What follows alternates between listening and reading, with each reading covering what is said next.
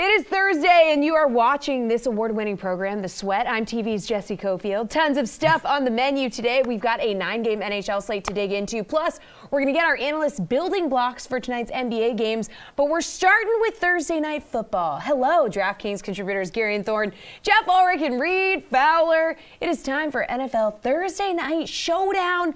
Top plays for tonight's Jets-Colts matchup. So, Gary, and to everyone's shock and awe, Mike White made a name for himself in the Jets' upset win over the Bengals on Sunday. So is he someone that you're interested in for your captain tonight? I mean, he's going to cost you, what? Let's see, $14,700. He's the fourth most expensive captain.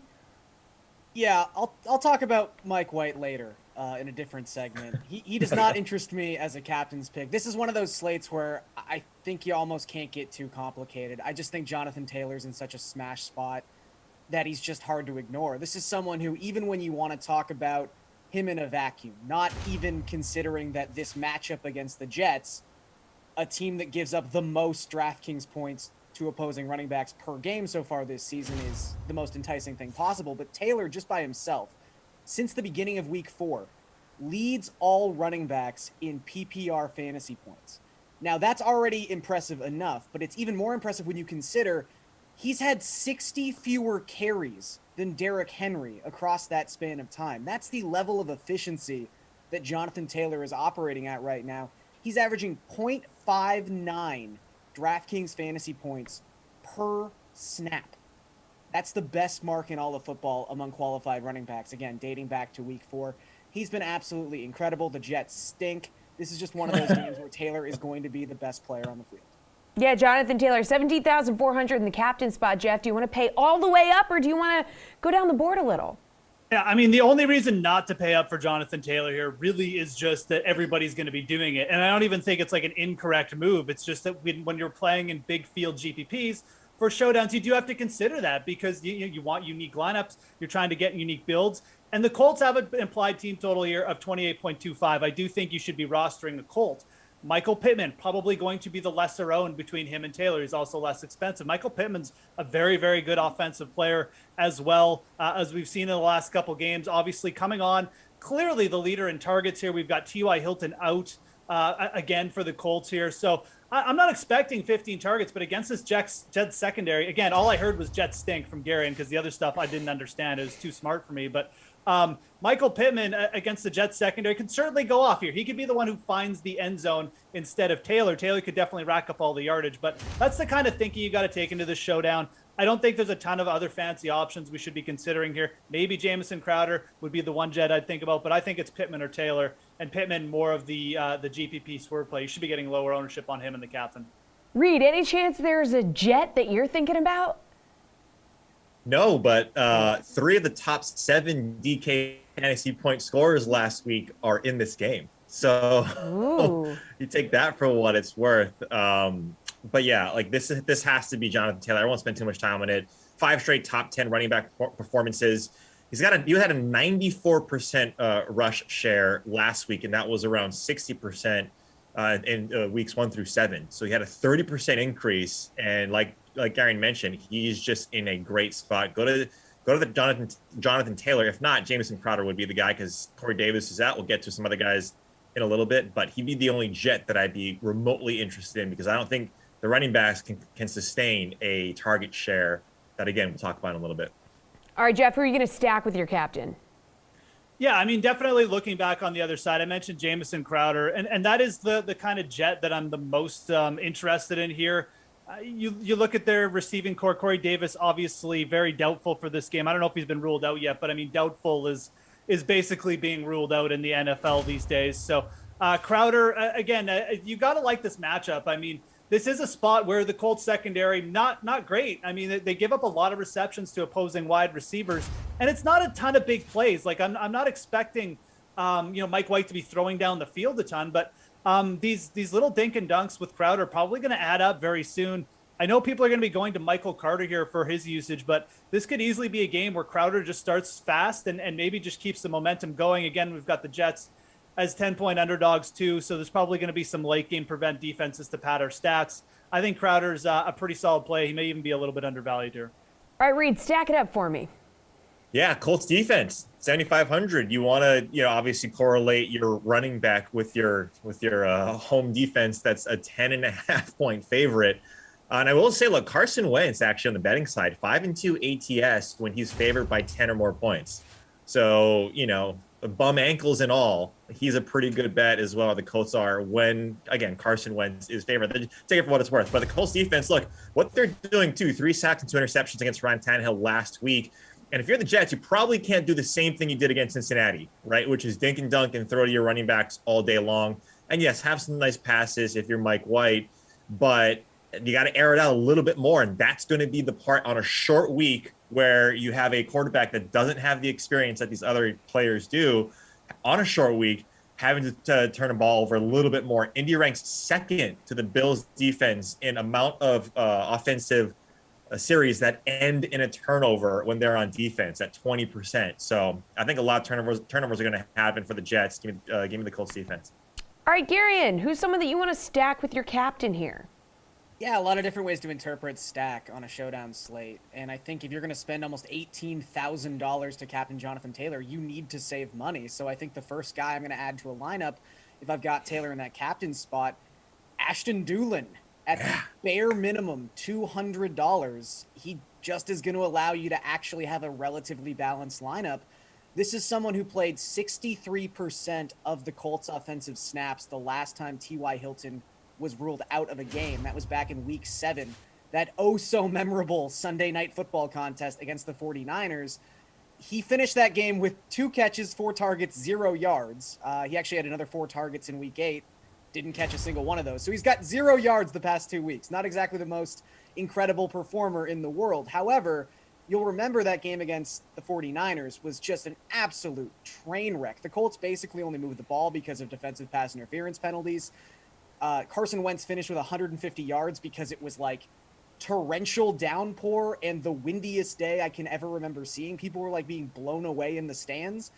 I think the comfy confines of Lucas Oil Stadium are going to be a lot more friendly to the Colts passing game tonight, especially against a Jets defense that is 27th against the pass, according to DVOA. So Doolin needs to do so little to hit value here. He is 1 10-yard reception away from 10x value. So I think he fits really well with Jonathan Taylor just from a price perspective. All right, let's talk about someone that you're just completely fading in this showdown, Reed. Who is just a red flag for you? Yeah, Ashton Doolin is the DPI, the guy who just gets like 200 yards in defensive pass interference calls. I love that. Right, but like Karen mentioned, if he gets one, then that's it. I'm fading. I want to fade Mike White. I really do. But I'm scared because who knows, right? Who knows what this guy is? I think the unknown is a little bit too scary. I'm actually going to fade Mike Carter.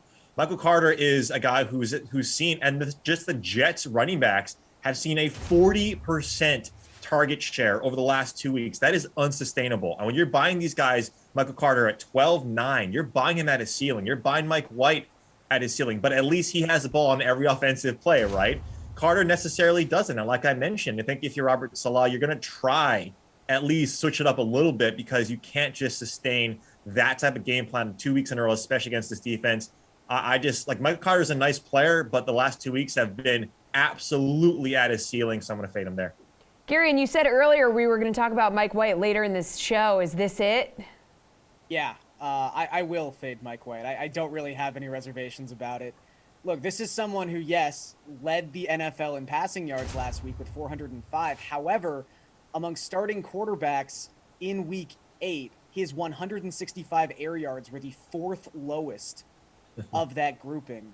Reed mentioned it, 41% target share to the Jets running backs against the Bengals. That was all yak, baby. It's not happening against this Colts defense. You cannot be the check down king 2 weeks in a row. They're going to figure it out. They're going to make him try to throw the ball downfield. And look, we don't have a massive sample with Mike White, but with what we do have, I don't think him throwing the ball downfield and taking risks is going to go all that well, considering he's got a career interception rate above 5%. The Colts have a really good defense. They're actually second in the AFC in defensive DVOA, trailing just the Buffalo Bills. I just don't think this goes all that well. You've got a check down quarterback and a team with an implied point total of 18. That's just generally a recipe for a pretty gnarly stat line. All right, Jeff, red flag. Who are you fading? Yeah, no, I mean, I'm kind of on the same page as these guys. I'm just going to a different player. I'm fading Elijah Moore, basically for all the reasons Gary had laid out. I don't really think that, Elijah Moore at 6,200 is going to get the ball downfield. I mean, I know he caught 6 of 6 targets last week, but he averaged like 9 yards per catch. And, you've got guys like Jameson Crowder and Michael Carter. They're the main check down options. So you're rostering a guy like Moore for big plays. Mike White isn't a good downfield passer. Like Garion said, the Colts probably going to figure this out. And the other thing is, I mean, it's a player who only played about 40% of the snaps last week. You've got guys like Keelan Cole, Denzel Mims, and Braxton Berrios.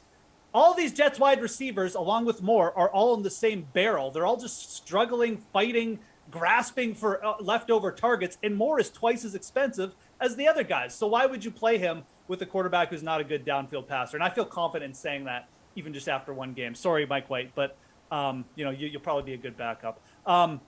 Anyways, I'm fading Elijah Moore. Okay, finally, Garion, where's the value on Thursday Night Football here?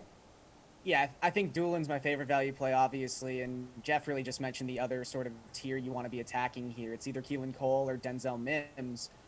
Mims, I guess there were the flashes of upside we saw last season. As much as I don't like pairing him with a guy who, let's just keep drilling this into the ground, cannot throw the ball deep, and that's really Mims' skill set and the way he reaches his ceiling. You've got to pay $10,000 for Mike White services. You only have to pay $2,000 to get Denzel Mims into a lineup, and he actually played the most snaps of any wide receiver on the Jets roster in last week's win. It just didn't really translate statistically. So I'm perfectly fine putting Mims into a lineup if you just need to make the money work. As you said in your article, Garion, Doolin is literally one 10-yard reception away from hitting 10x value. So, all right, Jeff, what about you? Value? Yeah, I mean, look, this game just feels like it's going to play out exactly how we think it is. And for that reason, like, it's hard to find a guy who's just, people might be overlooking him. He might stretch the field. I just feel like, again, you've got to look at the cheap Jets wide receivers, and you've kind of got to go with the most reliable option. For me, that's Keelan Cole. He's still seeing the field a lot. He can be used more as the check down option. Maybe the Colts overplay Jameson Crowder in the spot and Keelan Cole ends up getting more of the check downs. I think that's a more likely scenario than, say, Mims getting a downfield target. But realistically, I mean, these guys are, like I said, they're in the same basket. So go after the cheap ones. Cole, Mims, who's ever popping for you. I think that's where the value is on the slate. And it's going to be hard to determine who it is. It's just, we really don't have other good options unless you're going with Garion's boy Doolin, who I do think makes a ton of sense because was he like $100, $200? He's literally $200. Yeah. He's $200. So cheap. Reed, where are you looking for value? Yeah, it's going to be Denzel Mims. I think Jeff's just enamored by that catch by Keelan Cole. It was amazing. Just because, especially on the day after OBJ kind of goes to the back shelf, now we get something that looks like an OBJ catch from Keelan Cole. But yeah, it's Denzel Mims. He's the most talented receiver not named Jameson Crowder on this team, which is weird to say in and of itself. When you take a look at how they're going to try and operate, this guy just has, he's seeing 77% of the snaps last week, and Corey Davis is out. I don't think you can rely on, Croft or any other Robert Griffin or Andy Griffin, whatever Griffin is out there at tight end. Andy Griffin, wow, that's blasphemy past. But, like Denzel Mims at 2,000. I wanted to go up to Zach Pascal, but I think he's a little bit too expensive to be considered a value. So give me Denzel Mims. And Jesse, I'm chasing that sweater. Oh, thanks. Yeah, this is my dog, Thor. He is the light of my life. All right, good stuff, guys. Thank you. Going to turn our attention to tonight's 9-game hockey slate when the sweat returns.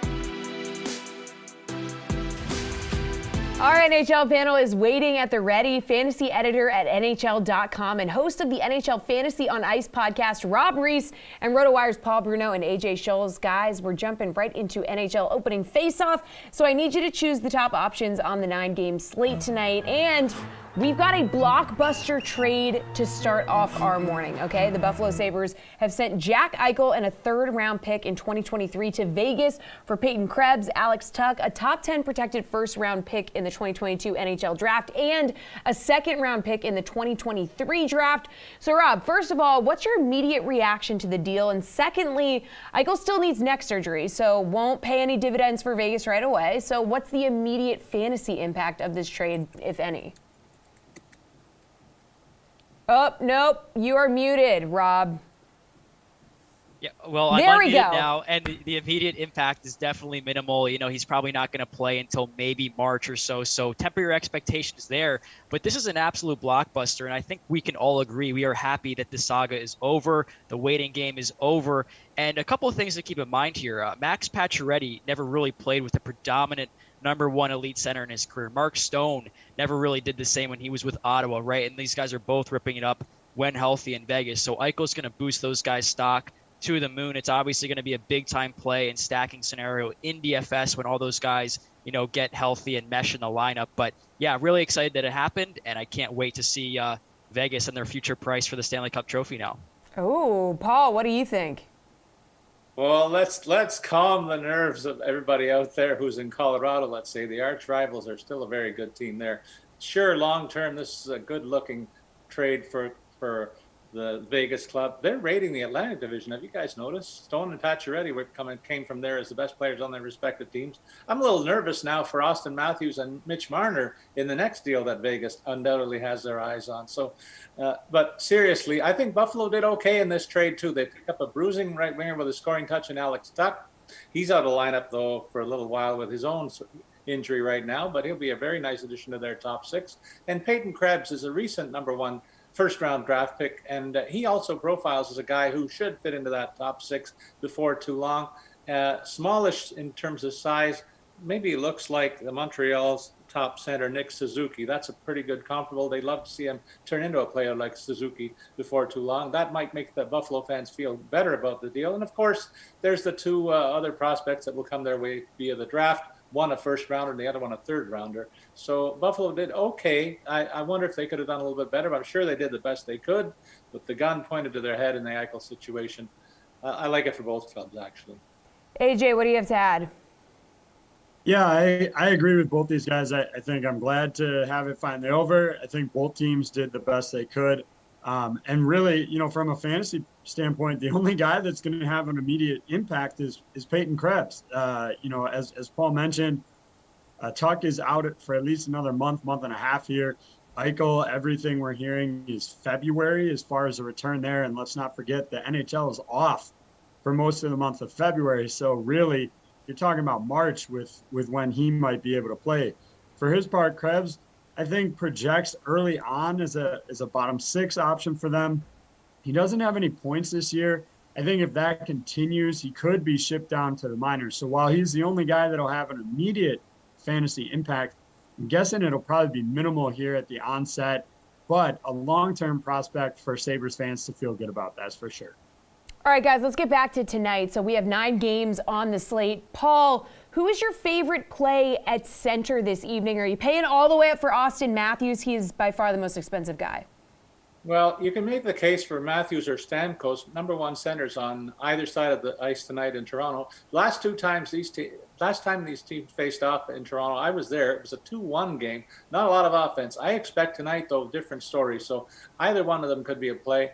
And I think Stamkos costing $1,700 less and at least as productive as Matthews with 12 points in 9 games played. I lean toward taking the Tampa center in that matchup. In terms of other games, another guy I'm looking at is Matthew Barzal, an intriguing option for $7,400 versus Montreal. The Islanders play with their better structure and a physical style that should create openings and problems for the Montreal side. And the shifty center is due for a breakout. He only has 4 points in 7 games. I think the breakout could come this evening. All right, AJ, which center are you taking here? Well, first, I'm concerned about Paul. Somebody get the medical staff there immediately. The fact that he faded Austin Matthews in favor of anybody else in the league. I can't believe what I'm hearing here. But in terms of my picks for center, I'm looking at Patrice Bergeron here coming in at 6,300, going up against the Red Wings. Obviously, an ideal matchup. What's not ideal is the fact that Bergeron only has 3 assists through 7 games. Certainly not what you're looking for out of a player of his caliber, but the matchup is a good opportunity. Additionally, over the last 2 games, he actually leads this team in individual Corsi for at 14. So he's clearly trying to get pucks to the net. I'm looking for him to break his drought and get the first goal of the season tonight. All right, AJ's going with a guy who's just 6,300. Rob, what about you? Are you going higher up the board or sticking down in the 6s? I'm going a little off the board here, and I'm going to challenge Paul's pick because I've actually got Nick Suzuki going ahead against Matt Barzal in that game against the Islanders. Now, the reason why I'm going with Suzuki, I like players in DFS that get off to slow starts because, number one, their price comes down, and number two, their ownership plummets. No one's really going out and excited to roster Nick Suzuki. Well, I am. He's got 7 points and 15 shots on goal in his past 5 games. Now, a little bit of maneuvering there. They sent down Cole Caulfield, one of their prize prospects there, and now Brendan Gallagher is up on that top line with Suzuki, more of a veteran presence for him. So I like Montreal. I think they're starting to right the ship and have a good matchup, but definitely competitive, at least against the Islanders tonight. Rob with a real value play at center. All right, every good center, though, needs a winger to get the puck to. So who are your best options on the wing tonight, AJ? Well, you can't overthink this one. If you're with me on Bergeron, then you have to be looking at David Pastrnak at the top of the board, 7,600. Through the first 2 games, his shooting percentage is sitting at just 6.5%. That's almost like half of what he had last year. And that was a career low, around 11.5 last year. Between the heavy dose of power play minutes and the shots, he's got at least 3 in every single game this year. Pastrnak isn't going to be held off the score sheet without a goal for long. It's been 3 games. I don't expect it to reach a 4th. I think he'll figure it out tonight in a weak matchup against Detroit. All right, Rob, we're looking on the wing. Who are you going with? Yeah, I'm going to stick with my value theme here and go with Brandon Tanev of the Seattle Kraken. This one's a little bit interesting, but he's got 3 goals and 14 shots on goal in his past 4 games. And yeah, his shooting percentage might be a little bit high this season, but Seattle's a sneaky team. And again, with the low ownership theme here, I just think that team kind of flies under the radar. Now, you're not going to go out there and stack 3 or 4 Kraken players, but you could take a look at Yanni Gourde too. They're skating on the same line, and Yanni Gourde's got 5 points in 6 games this season. So definitely some good sneaky appeal in Seattle. All right, Paul, where are you looking on the wing? I'm going to show some love to my Maple Leafs. There's a surprise for AJ after all. There it is. Mitch Marner at $6,700 a steal tonight. He looked really good in the last 2 games, finally reminding me of the guy who was 4th in the league scoring last season. He and Tavares have rediscovered a chemistry that existed when they played together 2 seasons ago, and I see Mitch having a big night and a game that the Leafs would like to send a message to division rivals. Pastrnak, I agree with AJ on that call. The Wings are starting to slide from their great start, and a visit to Boston will only help that cause continue. I see the home side running up a score, and the perfection line will play a significant role here. I agree that stacking them might also make sense. But finally, my stack is going to come from the Ottawa Senators. Their top line, I've never said this in the history of my appearances in BK, so stack of Ottawa, that's a rarity. But Brady Tkachuk back in the lineup, he's priced at $6,100. He plays a big physical style and has 26 hits in only 6 games played, 3 points along with 16 shots on goal, while his opposite winger is priced at $5,700. That's Drake Batherson. He has 27 shots on goal and 10 points in 9 games played. I like both of them against the skeleton of a lineup from the visiting Golden Knights, who looked terrible when they came to Toronto the other day. All right, back on the blue line. Rob, who's coming through with the most production tonight? All right, well, this one's obvious, and it's the reason why I was cheap on center and wing tonight. It's Aaron Ekblad of the Florida Panthers. He's been above and beyond the top option at the position in DFS in season long this league or this year, no question about it. Now, spend up for this guy because he's got 29 shots on goal and 9 blocks in 9 games. Forget the points, which he's playing at a point per game pace, but the category coverage is far too good to pass up on, and you obviously get the patented exposure to Huberdeau, to Barkov. The list goes on in Florida. All right, Paul, who do you like? I said earlier I expect a big game from the Bruins. That should make it for a good, productive night for their linchpin on the back end, Charlie McAvoy.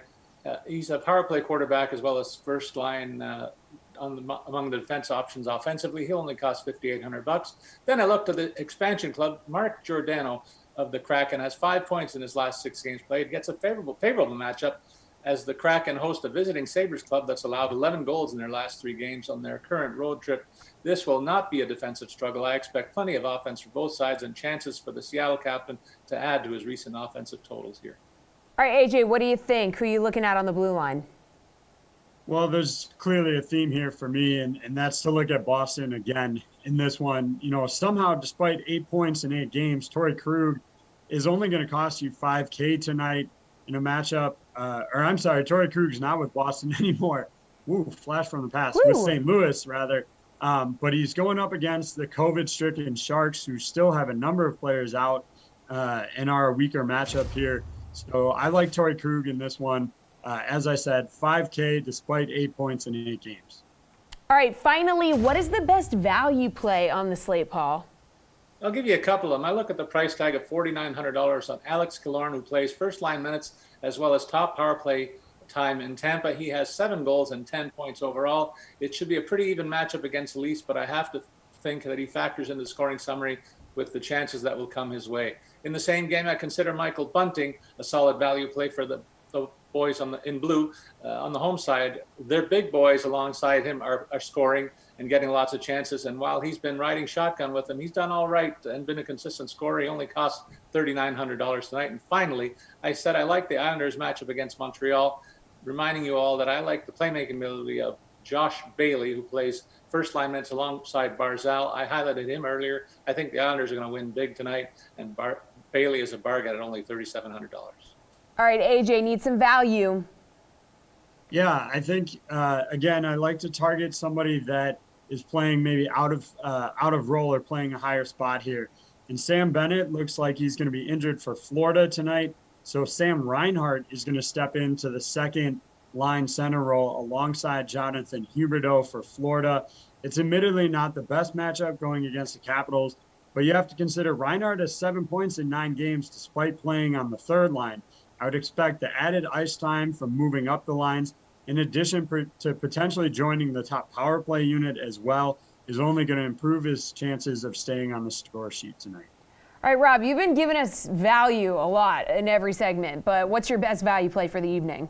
Yeah, this is certainly the definition of value here. It's Tage Thompson with Jack Eichel's former team, the Buffalo Sabres. Now, Tage Thompson skating on the top line with Jeff Skinner and Rasmus Asplund, and that doesn't blow you away. But Tage Thompson does have 3 assists and 6 shots in his past 4 games. Them and the Kraken should be a head-to-head, back-and-forth type matchup. So I think you could derive a lot of value in that one, but I'd look at Tage Thompson as a standalone value play. All right, guys, good stuff. Thank you. NBA is next. The Sweat will be right back.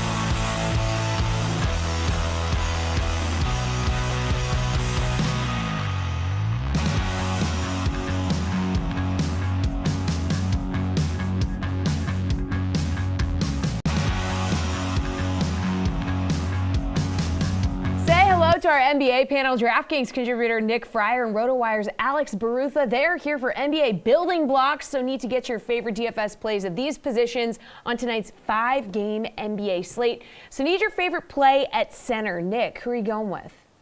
So there are two guys that I like tonight because I want to try and target two of the three teams that are coming off of a back-to-back. Of course, we have the 76ers, the Hawks, and the Celtics are all in their second leg of a back-to-back right now. Andre Drummond is a guy that I like, but of course only if Joel Embiid is not playing tonight. Now, there's no official injury report out on him yet, but we know back-to-back, he might need a little bit of extra rest. Regardless, I'm still going to like Bam Adebayo a little bit more. He's obviously a little bit more expensive, and you should get more production out of him in general. He's going up against a team that is having some issues right now. I know everybody was excited that the Celtics beat the Magic the other night, and the team meeting the players only meeting apparently had an impact. They also played the Orlando Magic, so let's not take it too seriously. And that's a team that's having hustle issues when you got a guy like Bam, who's known for doing that. He's obviously averaging double-double this season. Part of it's the rebounds. And then, of course, the scoring has been elite. Last season, he did well against the Celtics scoring-wise. He's always done pretty well against the Celtics because they've always kind of struggled down low. And when you look at what the Celtics are doing against centers this season, they're allowing 18.1 points per game to the center position and 14.7 rebounds, too. So I think Bam should feast tonight. Shouldn't really have much of an issue with the Celtics. Bam Adebayo, 8,100. Who you going with for your center, Alex? Yeah, Adebayo's a good call. I'm going down the list a little bit, going with Hassan Whiteside from Utah. He's $4,100. Obviously not someone who you're expecting to, reach the very top of the fantasy point ranks. However, Rudy Gobert is out, and Hassan Whiteside, for as many issues as he's had, remaining a starter on a team and having a great role, he's a per-minute monster. And he's probably going to see 30 minutes a game as a starter tonight. Per 36 minutes this season, he's 16 points, 17 rebounds with 3 blocks. I don't love the matchup against Atlanta. They're a good team. Clint Capella's a good center. But I think just on a per-minute basis, Hassan Whiteside for $4,100 is really hard to resist. All right, let's move on to forward. Alex, you paid way down for your center, so you paying up at forward maybe? A little bit. It's more of a mid-price guy. Josh Giddey, $5,800 against the Lakers. Again, another relatively tough matchup. However, he already posted 38 DraftKings points against the Lakers this season, and he hasn't posted fewer than 27 DraftKings points this season, so he has a really high floor. He's shown almost a 40-point DraftKings point ceiling, and someone that the organization, the Thunder, have clearly a ton of faith in. They're going to play him a lot of minutes, even if it's a blowout. Again, matchup's relatively tough, but he's proven that he's a legitimate NBA player. All right, Nick, who is your pick at forward? Again, I was talking about targeting teams that are coming off or on the second leg of a back-to-back, and the 76ers are another one. And of course, they've had issues with Tobias Harris, and he's not able to play. And then you got the forward position that I'm looking at from the Pistons, and you got two solid players there in Sadiq Bey and Jeremy Grant. Obviously, Grant is a little bit more expensive, but he's a little bit more reliable. Obviously, Sadiq Bey is coming off a couple of back-to-back games, and that's why we're seeing him at sub 6K for the first time this season. But he's already had a strong showing against Philly, so this is a chance for him to have a get-right game after having two rough games in a row, especially the last one was brutal for him. And we saw that Grant also did well in that contest too. So I think either way, you can't go wrong, but you saw similar fantasy production from both of them against the 76ers last time. So I'd rather pay down a little bit and get Bey as much as there's a little more risk coming with him. All right, and who are you going to be targeting at guard, Nick? So I'm going to go out to go a little bit away from what I was saying about the back-to-back stuff, and I'm going to go out to the LA OKC matchup. You have two guys there where it's Russ Westbrook, right? He's obviously got LeBron questionable tonight. I know he's questionable every single game, so you can only read into that so much. But if LeBron doesn't play, we've seen that Russell Westbrook is a guy you have to turn to. Obviously, he did well against OKC last time. Obviously, it's his old team, and that was at OKC. But with LeBron, he wasn't in that game either. So there's a lot of factors in that case. So I like Russell Westbrook if LeBron does not play tonight. However, I think SGA, no matter what, is going to be a good play for you because the Lakers have not done that great against point guards this season. They're allowing the fourth most points per game against point guards this season. And then with SGA, too, I know he had like 3 dud games this season, 2 right out of the gate. But he's largely outperformed, the price range that he's at right now. He's climbed quite a bit. I would have thought he would have been closer to 9K tonight. But either way, still, I think he's a great play. And last time against the Lakers, he had 27 points, 9 rebounds, 5 assists. So. All right, Alex, your pick for guard is who? We're going with another rookie, Cade Cunningham, against the Philadelphia 76ers. Now, he hasn't played very well to start the season. He's 3 for 22 shooting. But that is going to improve soon. And he saw 29 minutes in their blowout loss to Milwaukee, so we know his minutes aren't a concern right now. He should be able to play 30-plus when he has to. The positive here is he's taken 22 shots in 48 minutes. He's gotten 9 rebounds and 5 assists. He's passed the eye test completely. He's a very good player. I think his shots will start falling sooner than later. And at 4,000, you can put him in your lineup and hope for the positive regression, and put some higher price guys in your lineup as well. All right, before we let you go, let's get your favorite sportsbook play of the night in the NBA. Alex, what is it? I'm going to keep it simple. I'm going Heat -6.5 against the Celtics. The Heat right now are the best team in the NBA in terms of positive spread differential. Boston is one of the worst teams in that metric. And just from a team chemistry standpoint, the Heat are in a much better place. They play great defense. I think, Nick mentioned they beat up on the Magic the other night. I think this is going to be kind of a harsh reality check for them. All right, Nick, what you going with? Alex and I are in lockstep on this one but my favorite one actually is going to be a same game parlay. I do think taking the Heat minus the points is a good play, but I do like taking the Heat straight up and then having Bam scoring over 16.5 points tonight. I highlighted a lot of reasons why I like Bam in this game tonight. Of course, back to back, all that kind of stuff too. So I'm very confident he's going to at least get 17. He's only gone under this total once this season. So him scoring over 16.5 and then Heat money line gets that right near plus money. All right, thank you to our NBA dudes. Appreciate it as always. One more block to go here on The Sweat. We are talking sportsbook for Thursday Night Football when we return.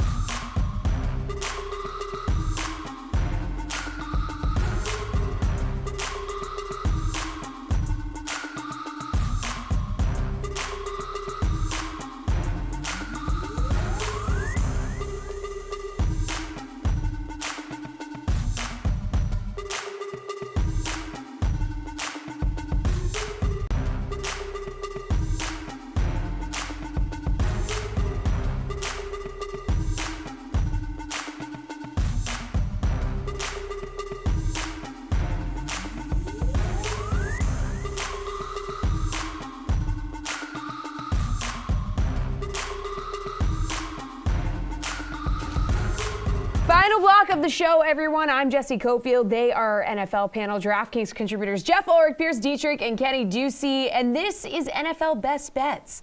So favorite plays on the DK Sportsbook for Thursday Night Football. Let's do it. The Colts are 10-point favorites. Are you confident in them covering the spread here, Kenny? No, I'm not. I'm here to. You picked the right person, right, to talk about this game because I've watched the ins and outs of every Jets game. And one thing that has not been talked about at all by anybody, I've not heard it one time, not the Jets beat, only the Jets Twitter brigade, is that Mike LaFleur, for the first time, coached from the booth last game. And if you remember the game, Mike White was great, right? He executed all the plays, but the play calling was so different than what the Jets have been used to. And their first drive, they started out with 5 straight throws. This is a team that had been trying to establish the run to a terrifying degree. We could not do it early in the season. So the play calling was just completely different. He's apparently been begging to go to the booth because that's where he operated in San Francisco when he was the passing game coordinator. This is a whole new offense with an offensive coordinator that looks like he actually could be good and the quarterback that's executing all the throws. So, look, I know that you could talk about how the Colts have Jonathan Taylor and the Jets do have a pretty good front seven dating back the last few years. They're going to get C.J. Mosley back as well, which is really going to help them try to stop the run. You're not going to completely stop Jonathan Taylor, but to get it within 10 points, I definitely think the Jets can do that because their offense should actually show a pulse here against a bad defense. All right, Jeff, the only 2 times the Jets have covered the spread this season was in their 2 wins. Otherwise, they failed to cover in their 5 losses. So what do we think about this one? I mean, I got to change everything. I didn't know that a coach was going to be coaching in a different spot for the Jets tonight. So, I mean, just give me a sec here to recover here, Jesse. Oh, no, man. The Jets are not going to cover in this game. It's a 10-point spread. I don't love the Colts either, but you look at how this game is going to play out. And we have a quarterback in Mike White who's now thrown 4 interceptions in a game and a half. That's not good. You've got a Colts defense who's probably a little bit underrated. They're second in DVOA just in terms of overall play. The Colts have been a fine cover team. I mean, they're 14-11 the last 2 years, ATS under Frank Reich. I think all things considered here, though, the main hammer for taking the Colts is Jonathan Taylor and what he's going to do to this Jets team. Taylor going to be involved all game. I think that the Colts have finally figured out he's their best option other than Carson Wentz. I think the only way the Colts don't cover here is that if Carson Wentz ends up doing some Carson Wentz stuff. But again, short week. I think Frank Reich will probably keep a short leash on him. So no, all things to me point towards some serious regression from Mike White, probably a couple turnovers, and Jonathan Taylor finding the end zone a couple times, and the Colts cover. Pierce, Colts 10-point favorites. You think they can cover that spread? I don't think they're going to cover. And these guys have pretty much given you the deep analysis. I'll just give you the general theme here. The Jets they're playing well, and I don't like this number. They're coming off a big win. They've got nothing to lose, right? And they have confidence, and probably playing on this short week, they're still buzzing from that previous week. Also, the Colts just aren't that good of a team. They're the better team, but that doesn't mean they're going to necessarily cover this spread. And we saw them blow games last week. We've seen them blow games before. I think the Jets are dangerous. It's kind of scary, but I think they're definitely going to cover this 10 points. All right, game total here is 45.5. Can these offenses do enough to get there, Jeff? I mean, neither defense has been particularly good, but 45.5 isn't a lot. I mean, this one probably is predicated on what the Jets do. I mean, if they fulfill, Pierce's destiny and they're scrappy and they do score some points, this one will probably hit the over. I'm of the opinion that's probably not going to happen again. You have Mike White. I get it. Like the Cincinnati game, some miracle plays happened, some good stuff happened. But, in the game before that, when he came in, he was averaging like 6.5 yards per pass attempt. I just don't think the Colts are going to allow the big plays. And Mike White can dink and dunk all he wants, but it's not going to lead to enough points here. I do think this total, like I said yesterday, is very appropriate. Like, I don't think we're getting a huge swing either way, but I would still rather lean slightly to the under here. Again, could see a turnover-prone game with the Colts having a big time of possession battle and just running out the clock. So I'm leaning under in this one. Pierce, how do we feel about that game total of 45.5? I'll take the overs. I'm not necessarily crazy about the offenses, but I'm even less crazy about the defenses. Jeff mentioned that the Colts, they do have a good rush defense, but their pass defense is not very good, and they've given up plenty of points this season. Both these teams have been going over. The Jets have gone over in their last 4 games. The Colts have gone over in 4 of their last 5. I know these guys are going to take shots at Carson Wentz, but let's be honest. He's been pretty good this year. I know he cost them the game last week, but overall, his quarterback rating, his performance has been pretty solid considering he didn't play in the preseason. He's not 100% healthy. He really doesn't have the greatest wide receiving core to throw to. It's his new team. He's going to continue to get better. And as Jeff already mentioned, Jonathan Taylor can move the ball. And I think the Jets can move the ball against this team as well. So I will take the over. Kenny, why are you taking the over? Yeah, look, I mean, it's very obvious because I think the Jets are going to score and it's going to be a shootout of a game. The secondary for the New York Jets is not very good. You know, again, I talked about how the rushing defense is slightly better, but I think the Colts should be able to move the football down the field and score. The problem here is that the Colts are 20th in pass DVOA on defense and first in rush DVOA. So there's no reason for the Jets to try to establish the run and fall back into the patterns that caused them to be such a bad offense early in the year when they were shut out Denver. Look, I just think that there's a lot of recency bias here with the Jets and that there's so many reasons. And I know that it's a silly thing to say, but I'm telling you, Mike LaFleur being much more comfortable in his play calling is going to make a big difference. They called 5 passes to start the game. They're not going to be afraid to pass in this game against a bad secondary. And I think that, again, we saw many trick plays come out. I mean, Mike LaFleur was reaching deep into his bag. I think this is actually going to be a very, very high scoring game, which maybe, and I would maybe take an alt total here over 50, 52 and a half, something like that. I really think that this is going to be a high-scoring game. Sheesh. All right. Jonathan Taylor is plus 400 to score the first touchdown of the game. Is that something that interests you for tonight's showdown, Pierce? No, it's not. I don't like these circumstantial bets. I like to have a little bit more control. I mean, I know we can't have control over the events that occur during the game, but I want to feel like, hey, my analysis paid off, not, oh, they won the coin toss and they just happened to decide to run the ball inside the red zone. I wouldn't, if we're playing the luck card, I would much rather go with Crowder or one of the receiving Jets in this game because we know that the Colts have allowed 20 receiving touchdowns this year and you get a much better return. And I get it. Taylor has scored a ton of touchdowns this season, but there was also a point in this season where he wasn't scoring touchdowns at all. And we were hearing, oh, there's going to be positive regression. He's going to start scoring touchdowns. Well, that works both ways. He's scoring a lot of touchdowns right now, but it can easily swing back in the other direction where he's not scoring touchdowns. Ultimately, it's just the return's not good enough for me to take this chance. Kenny, how do we feel about it? Yeah, if you're betting first touchdown score and you're taking the favorite, you're doing it all wrong. I've actually been pretty good at hitting these random props. So I'm going to give you a few names here at ridiculous odds. Tyler Kroft at plus 3,500 got a red zone target and scored a touchdown in the last week's win. I think that he is a big body that they like to throw to down here in the red zone. Also, you know, you could look at Braxton Berrios at plus 3,500 as well, another guy who scored a touchdown last week. And maybe Elijah Moore at plus 1,800. Elijah Moore got really involved last week. He's very, very fast, and I think he could cause issues for this Colts secondary, maybe break free in the secondary for a long touchdown to start the game. I think that you really want to target these Jets receivers because there's no value in taking Pittman at plus 700 or Jonathan Taylor at plus 400. And look, the Colts could win by 20, and the Jets could still score the first touchdown. So it means nothing, right, that the Jets are not favored in this game. They could easily get the ball first. They had a great opening drive last week and score with one of these, secondary or tertiary receivers. Jeff, any interest in that Jonathan Taylor prop? So Kenny's not wrong. Like you usually shouldn't be targeting the favorites here, but there are certain spots where I think the favorite actually makes sense to take on the first touchdown, and I actually think this is one of them.